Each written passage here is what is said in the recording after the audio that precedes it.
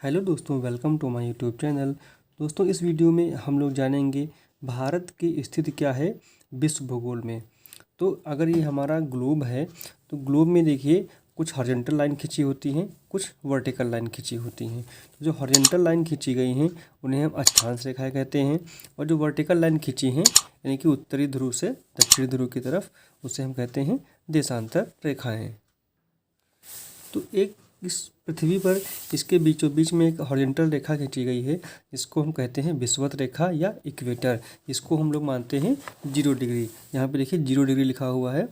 तो और इसके ऊपर 23.5 डिग्री नॉर्थ में और 23.5 डिग्री साउथ में दो लाइन खींची हैं। जो नॉर्थ वाली रेखा है उसे बोलते हैं कर्क रेखा, ट्रॉपिक ऑफ कैंसर, और 23.5 डिग्री साउथ में जो रेखा है उसे बोलते हैं ट्रॉपिक ऑफ कैप्रिकॉर्न, मकर रेखा। तो भारत जो है उत्तरी गोलार्ध में स्थित देश है, और ये तो हो गया अक्षांश के रिकॉर्डिंग यानी कि उत्तरी गोलार्ध में। अगर देशांतर रेखाओं के हिसाब से देखेंगे तो ये पूर्वी गोलार्ध में स्थित है। तो अगर अक्षांश और देशांतर रेखाओं दोनों को हम मिलाकर देखें तो हम लोग कहेंगे भारत जो है उत्तरी पूर्वी गोलार्ध में स्थित देश है। तो अब अगर हम लोग सिर्फ भारत की बात करें तो भारत में जो कर्क रेखा 23.5 डिग्री उत्तरी अक्षांश की पर गुजरती है, ये कर्क रेखा भारत को लगभग बीचों बीच से गुजरती है, यानी कि भारत को लगभग दो बराबर हिस्सों में बांटती है। 23.5 डिग्री उत्तरी यानी कि इसको कर्क रेखा बोलते हैं, ट्रॉपिक ऑफ कैंसर।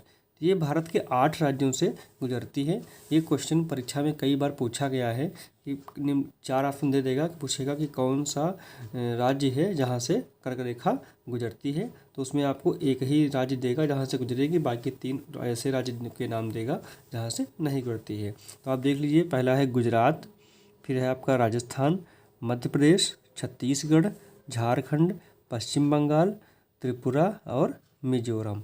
इसका एक शॉर्टकट भी है, मित्र पर गमछा जहार, जिसका मैंने वीडियो बनाया हुआ है। उसका लिंक मैं डिस्क्रिप्शन बॉक्स में दे दूंगा, जहां से आप उसको देख सकते हैं। ये शॉर्टकट तरीका जो परीक्षा में बहुत काम आता है, क्योंकि ऐसे हमको कभी कभी क्या होता है कि एक राज्य मिस हो जाता है, भूल जाते हैं। लेकिन अगर आपको शॉर्ट ट्रिक याद है तो उससे आप सभी राज्यों के नाम आसानी से याद कर सकते हैं। दोस्तों, अब हम लोग कुछ बहुत ही महत्वपूर्ण क्वेश्चन देखेंगे जो कि परीक्षा में बहुत बार पूछे गए हैं। दोस्तों, मैंने यहाँ पेंसिल से लिख रखा है, थोड़ा सा देखने में आपको समस्या हो सकती है, मैं बोलूँगा तो आप समझ जाएंगे। देखिए दोस्तों, भारत का क्षेत्रफल जो है कितना है, ये परीक्षा में क्वेश्चन कई बार पूछा गया है। तो भारत का क्षेत्रफल 32,87,263 वर्ग किलोमीटर है। अब परीक्षा में हो सकता है कि 32,80,000 दे देगा, तो विकल्प में आप देख लीजिएगा कि नियर अबाउट देता है। हो सकता है एग्जैक्ट पूरी डिजिट ना दे, वो 32,80,000 दे सकता है, 32,85,263 दे सकता है। तो नियर अबाउट रहेगा, तो ऑप्शन इसके नियर अबाउट जो होता है वो भी आप उसमें अगर दिया है तो लगा सकते हैं।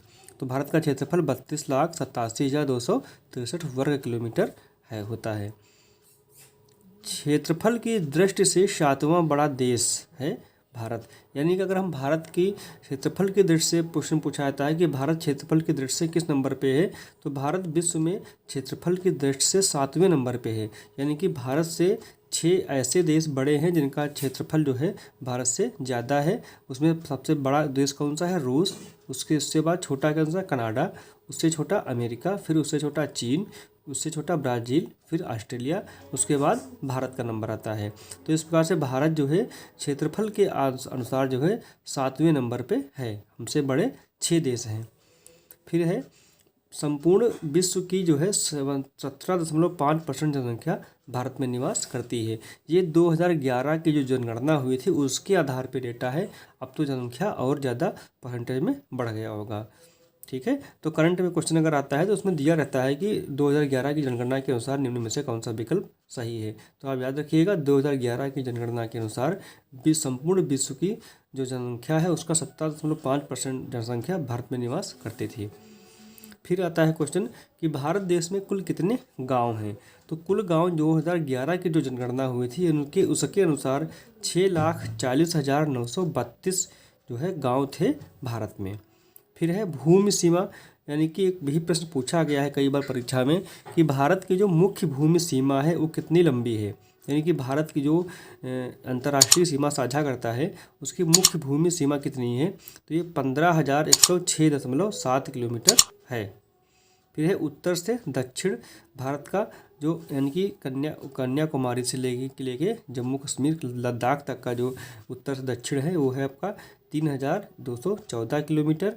और पूरब से पश्चिम यानी कि अरुणाचल प्रदेश से लगा के गुजरात तक की जो लंबाई है ये है 2,933 किलोमीटर। तो आप देख रहे हैं कि उत्तर से दक्षिण जो है लंबाई ज़्यादा है और पूरब से पश्चिम लंबाई कम है। थोड़ा सा अंतर है, 200-300 किलोमीटर का ही अंतर है, ज़्यादा अंतर नहीं है। तो आप इन सब मेन चीज़ों को याद रख सकते हैं। दोस्तों अगर वीडियो पसंद आया है तो वीडियो को लाइक कर दें और अपने दोस्तों के बीच ज़्यादा से ज़्यादा इसको शेयर करें ताकि उनको भी इसका लाभ मिल सके। Thanks for watching. मिलते हैं नेक्स्ट वीडियो में। Bye bye and take care.